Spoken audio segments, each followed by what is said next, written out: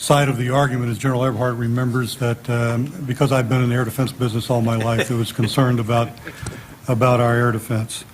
But when you're making priorities, you have to decide where you're going to spend your money. I think the Hart-Rudman study had indicated that the biggest threat to the United States in the aftermath of the demise of the Soviet Union was from rogues, rogue nation, or terrorists. Our focus then was what can we do to thwart a terrorist attack from outside the borders. Again, this focus that we had before. And we were involved in that. We were working with NORAD. We were working with General Myers, later with General Eberhart, and trying to be able to bring in radars that we didn't have available to us at all times, be able to bring them into the system. And it was an ACTD, Advanced Concept Technology demonstration that we had, and it was ongoing and funded. So we were focused on the terrorist threat, but we certainly weren't focused on the terrorist threat in the way that it came down on 9/11. An American 11 struck the World Trade Center at 8:46 a.m. No one in the White House or elsewhere traveling with the president knew that it had been hijacked. While that information circulated within the FAA, here at the Commission, we found no evidence that the hijacking was reported to any other agency in Washington before 8:46 a.m. Most federal agencies learned about the crash in New York from CNN.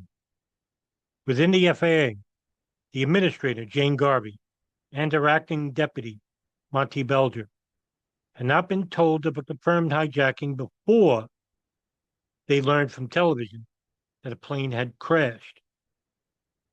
Others in the agency were aware of what we explained earlier. Inside the National Military Command Center, the Deputy Director of Operations and his assistant began notifying senior Pentagon officials of the incident. And at about 9 a.m., the Senior National Military Command Center, or known as NMCC, operations officers reached out to the FAA Operations Center for information. Although the NMCC are advised of the hijacking of American 11, the scrambling of defense jets was not discussed. In Sarasota, Florida, the president motorcade was arriving at the Emma Broker Elementary School, where President Bush was to read to a class, talk about education. White House Chief of Staff Andrew Card told us he was standing with the president outside the classroom when senior advisor to the president, Karl Rove, first informed him of a small twin-engine plane that had crashed into the World Trade Center. The president's reaction was that the incident must have been caused by pilot error.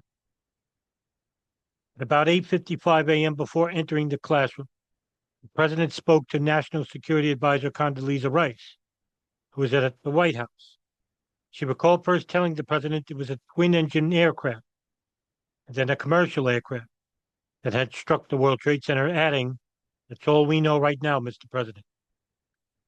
At the White House, Vice President Dick Cheney had just sat down for a meeting when he told his assistant, "Turn on the television," because a plane had struck the North Tower of the World Trade Center. The Vice President was wondering how the hell could a plane hit the World Trade Center when he saw the second aircraft strike the South Tower.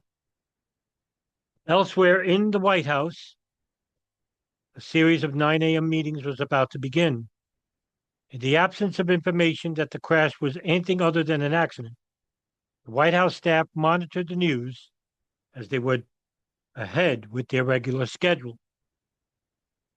When they learned a second plane had struck the World Trade Center, nearly everyone in the White House told us at the commission that they immediately knew it was not an accident. The Secret Service initiated a number of security enhancements around the White House complex. The officials who issued these orders did not know that there was additional hijacked aircraft, or that one such aircraft was en route to Washington. These measures were precautionary steps taken because of the strikes in New York. The FAA, the White House, and the Defense Department each initiated a multi-agency teleconference before 9:30 a.m. Because none of these teleconferences, at least before 10 a.m., included the right officials from both the FAA and the Department of Defense. No one succeeded in any meaningful coordination between the military and FAA's response to the hijackings. At about 9:20 a.m., security personnel at FAA headquarters set up a hijacking teleconference with several agencies, including the Defense Department. The National Military Command Center officer who participated told us at the commission that the call was monitored only periodically because the information was sporadic. There was a little value that there were other important tasks. The FAA manager of the teleconference also recommended that the military participate only briefly because the Pentagon was hit. Both individuals agreed that the teleconference played no role in coordinating a response to the attacks of 9/11. Acting Deputy Administrator Monty Belger was frustrated to learn later in the morning that the military had not been on the call.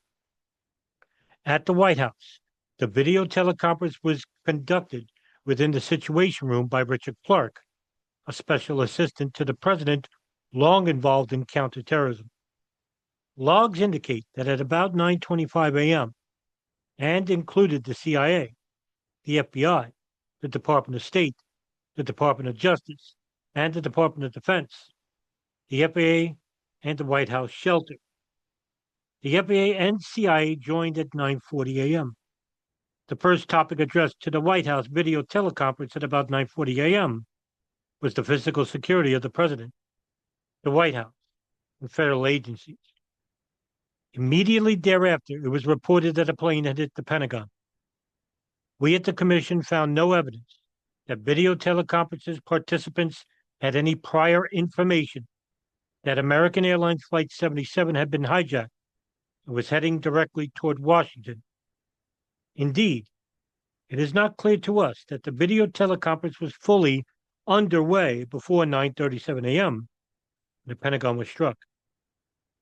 Jane Garvey and Monty Belger and other senior officials from FAA headquarters participated in the video teleconference at various times. We do not know who from the Department of Defense participated, but we know that in the first hour, none of the personnel involved in managing the crisis did. And none of the information conveyed in the White House video teleconference, at least in the first hour, was being passed to the National Military Command Center. As one witness recalled, quote, "It was almost like there were parallel decision-making processes going on. One was a voice conference orchestrated by the National Military Command Center. Then there was the White House video teleconference. In my mind, they were competing venues for command and control and decision-making." End quote. At 10:03 a.m., the conference received reports of more missing aircraft, 2, possibly 3 aloft, and learned of a combat air patrol over Washington. There were discussion of the need for rules of engagement.